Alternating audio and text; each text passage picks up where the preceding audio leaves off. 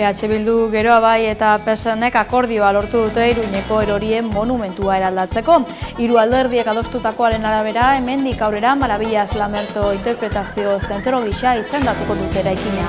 Francisco Franco diktadorearen heriotzaren 59. urteurrenean sinatu dute hiru alderdiek hitzarmena. Urrats honek hamarkada luzez frankismoaren biktimak mindu eta oro har frankismoaren kontrako herritarrak ere mindu dituen arazo izatetik aukera historiko izatera pasa dela pentsatzen dugu. Gaur aurkezten dugun akordio honek beste edozeren gainetik balio politiko, demokratiko eta simboliko handi bat duela sinetsita gaude. Eskuin muturraren eta fasismoaren forma berrien goranzko joera mahaigainean dagoenean, ezberdinen arteko akordioak balioan jartzen ditu. Atzo eta gaurko fasismoari aurre egiteko. Gaur hasi du Eusko Jaurlaritzak datorren urteko aurrekontuei dagokionez oposizioko alderdiekin gauzatuko duen bigarren bilera sorta. Hala Noeldian Jouk ahalik eta babes gehien lortzen saiatu beharko du. EH Bilduren aldetik Peio Otxandianoko negoziazio prozesuaren fase berri honetan parte hartuko du.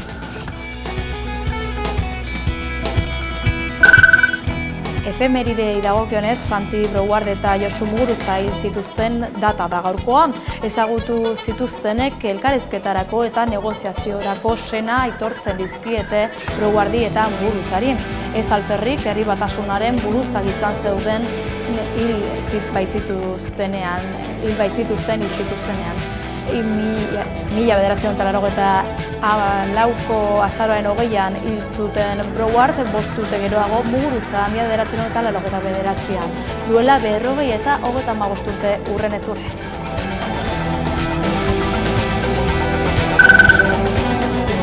Dator aurtengo Durangoko azoka, iazko nobedade eta ekitaldi kopuru berdintsuarekin, erakusmai gehiagorekin eta aldiz egun bat gutxiagorekin. Abenduaren 5-tik 8-ra Euskararen plazak bisitari anitz hartuko ditu, horien artean Irene Vallejo eta idazle kurduak.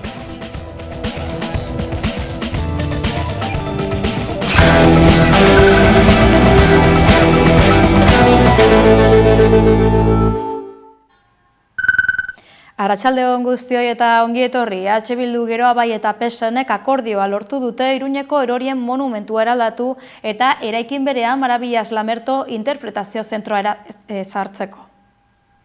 PSNek Geroa Baik eta EH Bilduk akordio politiko historikoa sinatu dute gaur erorien monumentua izendatutakoa eraldatzeko eta Maravillas Lamerto interpretazio zentroa sortzeko. Francoren heriotzaren 59. urteurrenean sinatu da akordioa. Frankismoak Nafarroako lurraldean eragindako milaka biktimekiko konpromisoa adierazi dute Iruñeko udalak Nafarroako gobernuarekin batera. Akordioak dioenez, eraikinaren eraldaketa fisiko eta simboliko bat eginen dute. Simbologia frankista inplikatzen duten elementu arkitektonikoak eraitsiz. Eta Maravillas Lamerto Memoria Demokratikorako interpretazio zentroa sortuko dute bukatzeko. Proiektuen lehiaketa bat bultzatuko dute prozesu parte hartzaile baten bidez. Iruñeak akordioa itxi du erorien monumentuaren zati bat eraisteko eta fascismoa salatzeko zentro bat sortzeko. Simbologia frankista dakarten arkitektura elementuak eraistea, kanpoko kupulan eskuartzea eta gainerako higiezinean fascismoa eta memoria demokratikoa salatzeko Maravillas Lamerto zentroa martxan jartzea.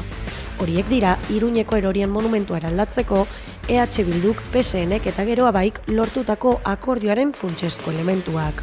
Urrats honek hamarkada luzez frankismoaren biktimak mindu eta oro har frankismoaren kontrako herritarrak ere mindu dituen arazo izatetik aukera historiko izatera pasa dela pentsatzen dugu. Aipatutako akordio politikoaren data ez da ausaz aukeratutakoa. Francoren heriotzaren 59. urteurrena baita. Hortik aurrera, akordioak zehazten duena da eraikinaren eraldaketa fisiko eta simboliko bat, lau ardatzen gainean. Aurreneko bat, eraikinean bertan Maravillas Lamerto deituko den interpretazio zentroaren sorrera. Bigarrena, simbologia fascistari lotutako hainbat elementu eraistea, hirugarrena arkitektonikoki eraikinaren balio sozial berriaren araberako aldaketak egitea, eta laugarrena hiriaren ikuspegitik huts egin duen espazio bat berreskuratzea. Aldi berean, eraikin eraldatuan fascismoa eta memoria demokratikoa salatzeko zentro bat sortzea aurreikusten da. Maravillas Lambertot deituko dena, basakeria frankistaren ikonoa. Eta bukatzeko, akordio honetako indarsinatzailek bi lanlerro zehazten dituen bide orri bat proposatzen dugu. Bide orri horrek, batetik, Nafarroko Parlamentuan zilegitasun demokratiko eta ziurtasun juridiko osoz posible egiteko, interbentzioa posible egiteko aldaketak proposatuko ditu. Eta beste alde batetik, Iruñeko udaletxeari dagokionean proiektuen inguruko lehiaketa berri bat martxan jarriko da, eta lehiaketa berri horrek helburua izango du arkitektonikoki eta urbanistikoki hiria hobetzen laguntzea.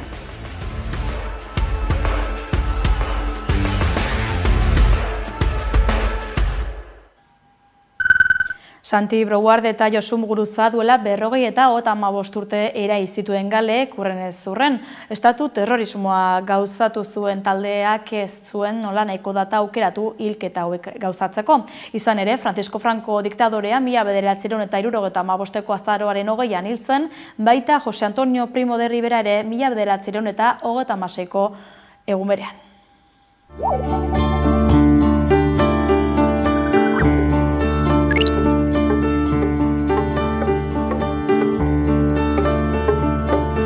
Badakiguk hau burruka garratza dela.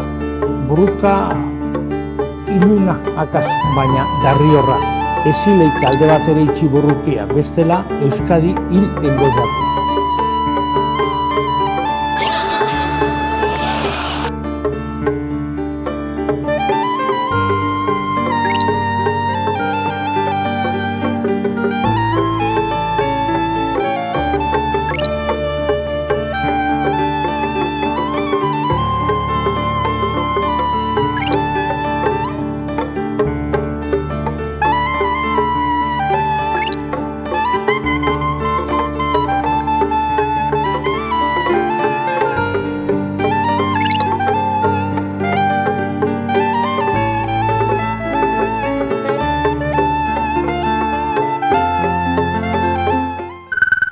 Euskal Autonomia Erkidegoko 2025ko aurrekontuak onartzearen bidean, gaur hasi du Noel Dianjou Ogasun Sailburuak oposizioko alderdiekin egingo duen bigarren bilera sorta. EH Bilduren aldetik Peio Txandianok negoziazio mailean parte hartuko du oraingo honetan. PPk ere bere proposamenak helaraziko dizkio Jaurlaritzari. Eusko Jaurlaritzak 2025ko aurrekontuak negoziatzeko bigarren bilera erronda hasi du alderdi politikoekin. Noel Dianjou sailburua berriz ere bilduko dela alderdi politikoekin, Vox izan ezik, eta proposamen berri bat jarriko du mahai gainean. Beraz, lanean jarraitzen dugu 2025ko aurrekontuak babes zabalarekin onartzeko ahaleginetan. Barretxena bozeramaileak gaineratu du oposizioko alderdiek egindako proposamenak aintzat hartu dituztela eta erantzukizun politikoz jokatzeko dei egin die alderdiei. Bien bitartean EH Bilduk azpimarratu du aurrekontuen negoziazioa ez dela Excel taula bat oraikatzea. Para nosotras la negociación presupuestaria no es cuadrar una tabla Excel. El cuadramiento de esa tabla Excel el Gobierno lo tiene garantizado porque tiene los apoyos suficientes para sacar adelante estas cuentas, ¿no? Si lo que se está planteando es, como se viene a decir, es un acuerdo político, lo que nosotras venimos a decir es que ese acuerdo político, si pasa con Euskal Herria Bildu, hay que trabajarlo, hay que sudar la camiseta, implica siempre incorporar en la mirada de Euskal Herria Bildu. Kortajarenak adierazti duenez, Noel Dianjou sailburuarekin eduki duten bilerara, marra gorririk eta aurreiritzirik gabe joan dira. Zumarreko eta Alderdi Popularreko kideak ere bildu dira Ogasun eta Finantza sailburuarekin aurrekontuak negoziatzeko. Mediterraneo itsasora goaz orain, izan ere Aita Mari Euskal itsasontziak 53 pertsona erreskatatu baitzituen atzo Mediterraneoan 3 egun itsasoan nora ezean igarostean.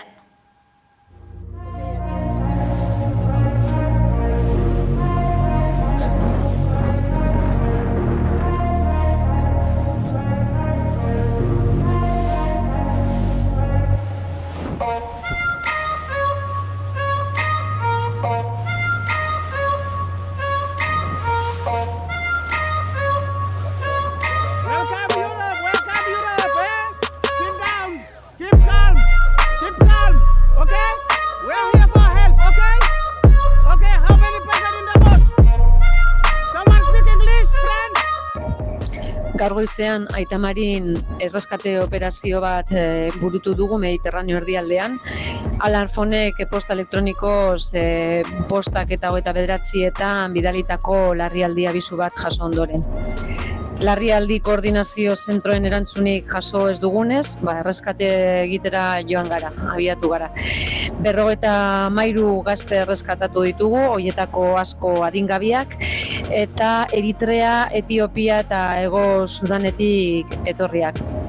Egoera larrialdian zeuden, itsasoan 3 egun pasa ondoren, eta deshidratazio, zorabio eta nege ageriko zantzuak erakusten zituzten, eta bronkitis kasu batzuk baita ere. Baino gure mediku tripulazioa kasu larrienak gainbegiratzen jarraitzen du. Kataniako portua izendatu dute lehorreratzako puntutzat, eta espero dugu ara bihar postak aldera iristea. Pasade martxoaren 14an korrikaren baitan hainbat eragilek migratzaileei muga pasatzen lagundu zieten Irun eta Hendaia batzen zituen Santiago Zubitik. 7 ekintzaile deklaratzera deitu dituzte, hori dela eta migratzaileen kriminalizazioa salatzeko agerraldia gauzatu dute Irunen eta mobilizaziorako deia egin dute datorren urtarrilaren 26erako.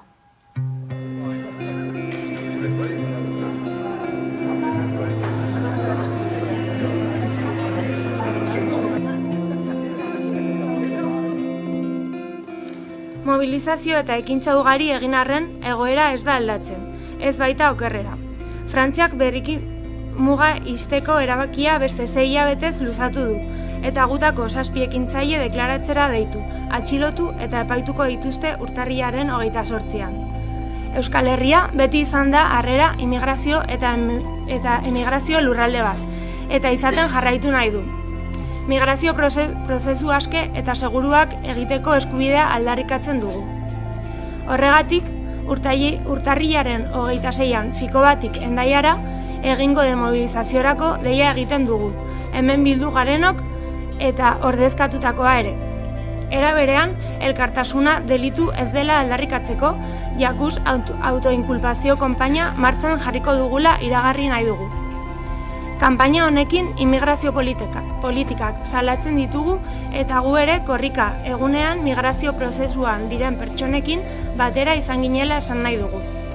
Gaur lehen autoinkulpazioak egingo ditugu eta hurrengo askeetan milaka biltzeko asmoa dugu. Migratzeko eskubidearen alde, mugak apurtu eta zubiak eraikitzearen alde, harrera herriarro garelako. Ez da ilegala!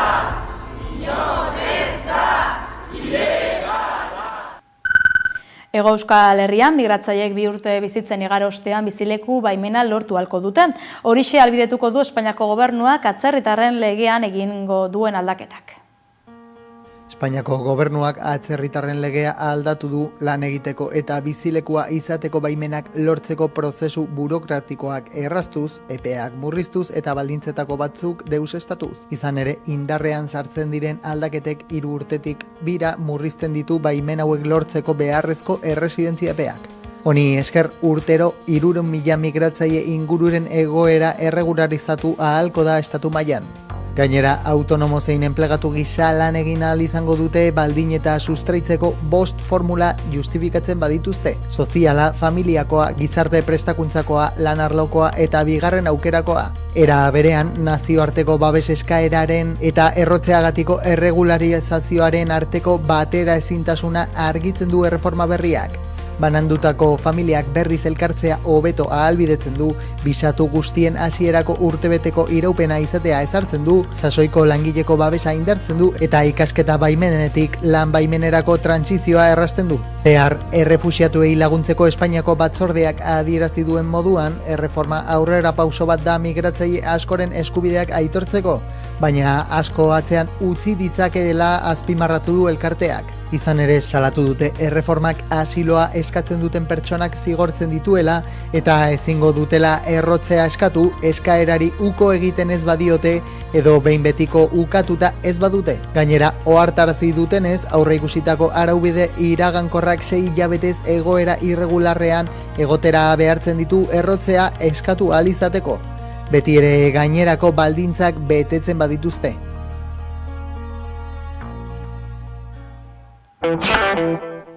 Ekonomia arloan, Abrak, Arabar Rioxako upategien elkarteak helegitea aurkeztuko du Espainiako Auzitegi Gorenaren aurrean, Euskal Autonomia Erkidegoko Auzitegi Nagusiak Arabako mahastiak izendapenaren inguruan hartutako erabakiaren aurka. Arabako Errioxako upategien elkarteak Auzitegi Gorenean helegitea jarriko du Euskal Autonomia Erkidegoko Auzitegi Nagusiak Arabako mahastiak sormarka deuseztatzearen erabakiaren aurka. Emilio Arguillo elkartearen behin-behineko presidenteak adierazi duenez, Espainiako Auzitegi Gorenean helegitea aurkezteko nahikoa argudio dituzte. Izan ere, epaian bidezkoak ez diren akats batzuk antzeman dituztela adierazi dute. Gainera, elkarteak aurretik salatu zuen auzia behar bezala oinarrituta ez dauden bi txosten kontuan hartuta egin dela. Bat, Espainiako nekazaritza ministerioaren menpeko erakunde batek egindakoa eta bestea Errioxako Unibertsitateko katedradun batek eta irakasle batek egindakoa. Biak Arabako mahastiak sormarkaren aurkakoak hain zuzen. Maria Ubarretxena Eusko Jaurlaritzaren bozeramaileak azaldu duenez, oraindik helegitea aurkezteko aukera aztertzen ari dira. Auzia eman eta 30 eguneko EPA kontuan hartuta, Jaurlaritzak hilaren 23 arte dauka helegitearekin bat egingo duen edo ez erabakitzeko.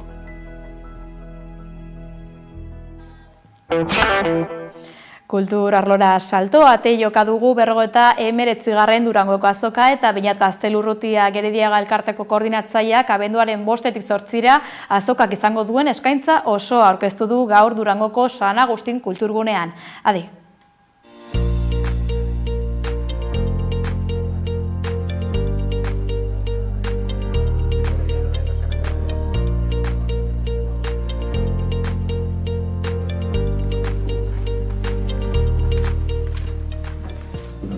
Guneko azokan, 153 partaidek 274 erakusmai jarriko dituzte. Iaz baino 17 erakusmai gehiago dira ere, erakusmai gehiago ditugu. Erakusmai horietan 933 nobedade egongo dira eskuragarri. Nobedadeak diogunean 2024an argitaratutako lanei buruz ari gara. Esan dezagun gaur egun Euskal Herriko literatur eta musikaren taupadaren oso lagin anitza eta zabala dela. Aurten ere, edukiko duguna hautsenean, bai musikan, bai literaturan.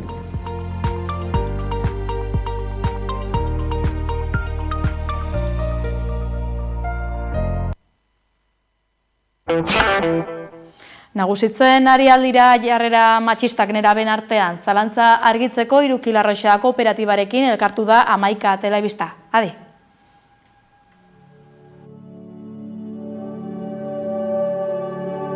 Arartekoak landutako jarrera matxistak Euskadiko nerabeen eta gazteen artean txostenan ondorioztatu da aurreko belaunaldiekin alderatuta aurrera pausoak eman direla, baina kezkagarriak diren zenbait puntu ere jaso dituzte. Azterlanak erakusten du gazte gehienek aitortzen dutela emakumeen aurkako indarkeria matxista lehen mailako gizarte arazoa dela, baina sexuaren araberako aldeak oso esanguratsuak dira eta emakume gazteak gizonek baino askoz argiago dituzte. Bestalde datuek erakusten dute oro har gazteak feminismotik gertuago daudela biztanleria osoa baino, hala ere emakume gazteak askoz ere irmoagoak dira beren burua feministatza definitzerakoan gizonak, baino 2020an Araban, Bizkaian eta Gipuzkoan bizi diren emakume gazteen erdiak baino zertxo gehiagok oso feministatza dute beren burua eta hori sentitzen duten gizon gazteak 22,1 dira. Nik uste dut Arartekoak egin duen txosten honek argi erakusten duela, gu ja gaztekin lan egiten dugunean somatzen gabiltzan tendentzialak eta batez. Egia dena da, gu klasean sartzen garenean beti somatzen dugula, nesken aldetikan feminismoaren eta berdintasunaren aldeko jarrerak asko indartsuagoak eta positiboak diela, gizonen aldetikan baino. Egia da, gizon asko ere bai kokatzen dela berdintasunaren eta baita ere feminismoaren alde, baina gizonen artean ere bai egia da erresistentzia gehiago topatzen ditugula. Hau esan da, ez dugu uste orokorrean gizon gazteen artean dagonikan gizon gazte gehiengo bat antifeministatzat duna bere burua. Bai egia da, gu klaseetan somatzen duguna da, daudela igual 20ko klase batean, erdi eta erdi izan da, mutiletan eskak, 2-3 gizon ekartzen dituzenak iritzi erreakzionarioak eta iritzi erreakzionarioek nolaita oinarritzeko erabiltzen dituztela internetetik jasotako hainbat eta hainbat datu, ez? Karo, datu horiek nondik datoz? Ez datoz normalean paperretatik, datoz normalean interneten aritzen dien manosferako gizonen aldetikan, ez? Hau da, gizon sortzaile digitalen aldetikan zeintzuak dituzten jarrera reakzionarioak eta horretan lan egiten duten. Arartekoaren txostenak dio feminismoaren kontzeptua ez dela berdintasunarena bezain gertukoa eta ez dagoela hain onartuta batez ere gizon gazteen artean. Guk geletan sartzen ganean eta feminismoaren lanketak egiten ditugunean, guk pedagogia feministak lantzen ditugu. Bai jasotzen duguna da, feminismo eta berdintasuna baliokide moduan ulertzaren jarrera hau, ez? Gero egia da, hori izan eta gero agertzen dela matizazio batzuk, ez? Eta batzuk hasten dira esaten gaur egungo feminismoa, baina agian enau representatzen zeren, agian erradikalegia eta bar da, ez? Claro, ulertu behar deguna da, haiengana heltzen ari den feminismoaren kontzeptu bat dela kontzeptu zehatz bat. Eta kontzeptua zeinak gizonak jartzen ditu nola daite jopuntuan edo ez, feminismoa zeinak badirudi defendatzen duela gizonak egon barutela emakumeen azpitik eta ez da hori. Baina gazte batzuengan bai badela nola daite barrura heltzen zain mezu bat, ez?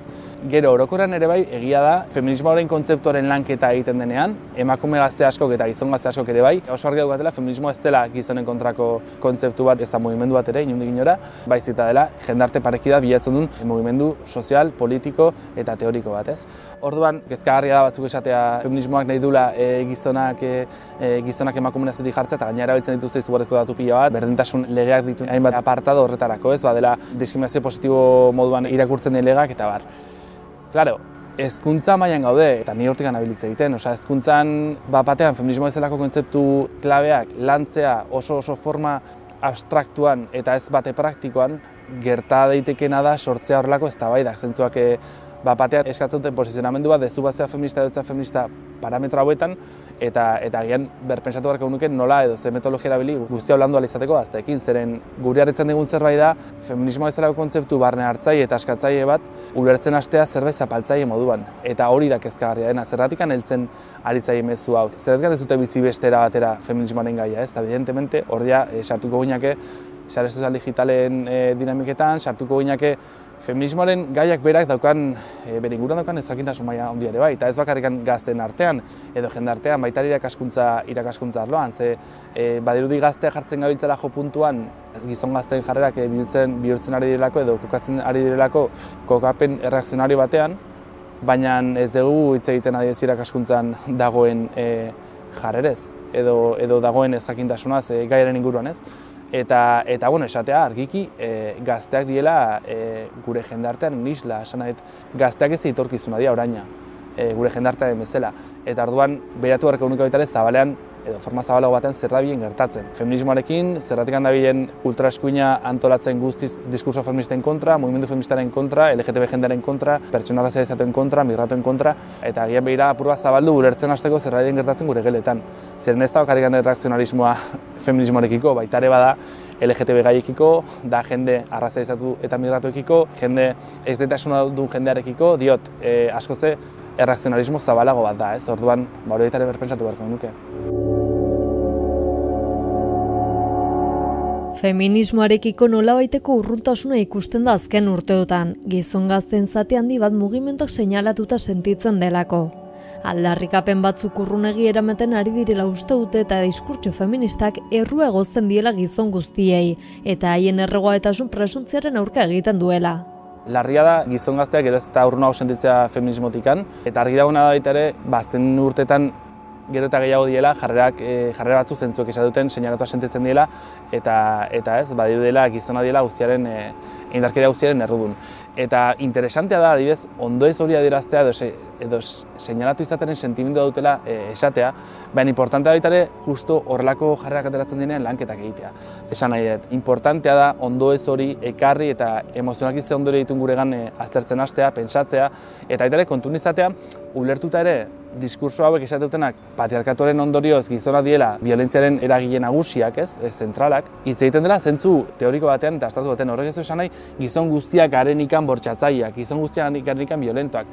Baina egia dena da, beharrezkoa dela ulertzea jendarteko dinamika orokorrak gero gure bizitzetara ekartzeko. Adibidez, gizon gazteen artean dagoen anaidiak eragiten du emakumeak eta pertsona disidenteak sentitzea violentatuak askotan. Hori ulertu behar dugu marko asko zabalago baten bueltan ematen dela.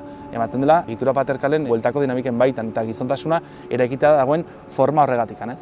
Orduan, hori baitera azaldu behar ulertu behar dugu. Baina horrek ez itxutzea eta ez pentsatzea egiturazko dinamika guzti hauek seinalatzen dituzenean egile batzuk dabiltzanikan gutaz pertsonalkitz egiten. Baita ere jakin behar dugu eta erakutsi behar dugu gaztei desberdintzen, ez? Esaten denean bezala, txuriak arrazistak garela guztiz eztan, evidentemente.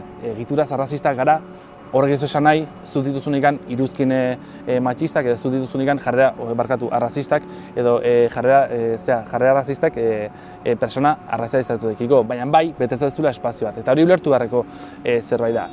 Ondoiz hori nondik datorren eta autokritika pixat eginez, baina lehen esaten bezala, lanketak egin izan dienean, agian gehiegi jogo dugu teorikora eta ezain beste praktikora eta bizipenetara.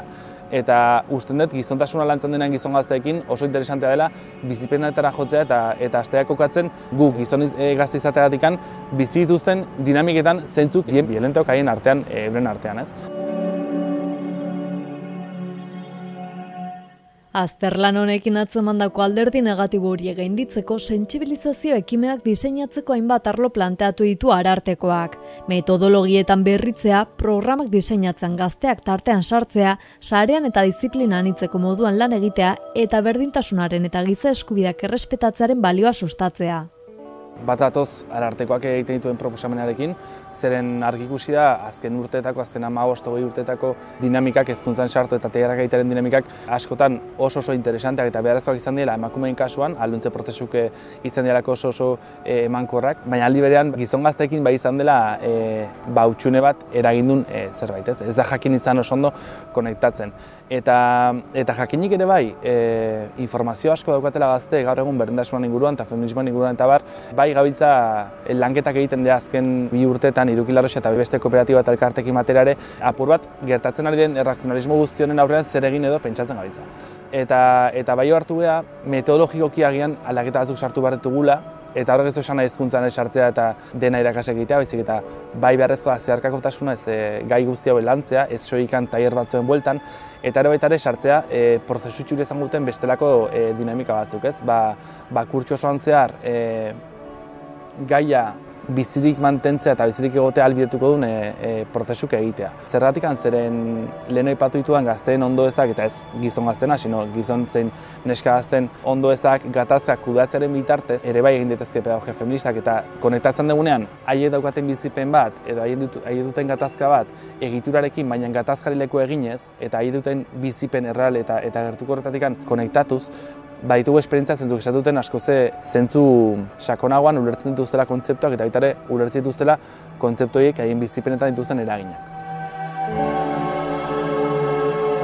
Guk Irukilarroxan egiten dugun lana da hezkuntzan eta aisialdian gazteekin egiten dugun laketa da pedagogia feminista lantzen dugu bereekin. Zeren, uste dugu pedagogia feministak dakarren aldaketa esanguratsu bat ezkidetzarekin da ulertzen dula zapalkuntza sistemak ez dela soilik patriarkatua zapalkuntza sistema nagusia, eta elkarlanean dagoela zapalkuntza sistema hori kapitalismo zein kolonialismoarekin, ez? Eta horrek sortzen ditula hainbat zehar lerro eta ikuspegi intersekzionaletikan ulertu bertugula sujetuak maraina edo ez, amaraun baten barruan eta ezen beste genero bat edo besteko bakarrikan. Zeren adibidez, gertatzen ari den zerbait da, gizon gazte arrazaizatu batzuk ari dira hartzen gizontasunaren bueltako dinamikak biziraupen estrategia gisa. Eta hori ematen digo adibidez, pedagogia feministetatik begiratzeak errealitatea, diot. Ikuspegi intersekzional bat txertatzen ez baldin badu gure pedagogietan, gauza ikusiko ditugu era kamuts batean edo era itxi eta oso txiki batean, ez? Baina beharrezkoa da hezkuntza arloan konplexidade bat sartzea, ez? Eta sakontasun bat ematea lan hezitzaileari, ez? Eta orduan intersekzionalitatea sartzen denan hasten gau hartzen sujetu bakoitzak edo bestelako kolektibitate dituzten biziraupen estrategia baita ere daudela gurutzatua bestelako zapalkuntza sistemengatik eta hori ulertu gabe zailki egin daitezke esku hartzak horiek denak lantzeko.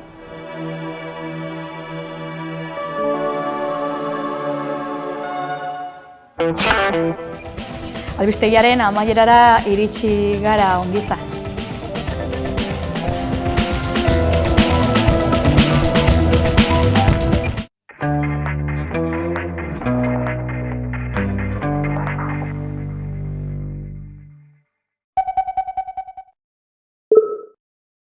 animatu xamarra naiz eta egingo naiz zurekin joan, baina Andoni hori bainoski ritmoa zer horrek eraman, baina Andoni hori bainoski ritmoa zuk zeuk eraman.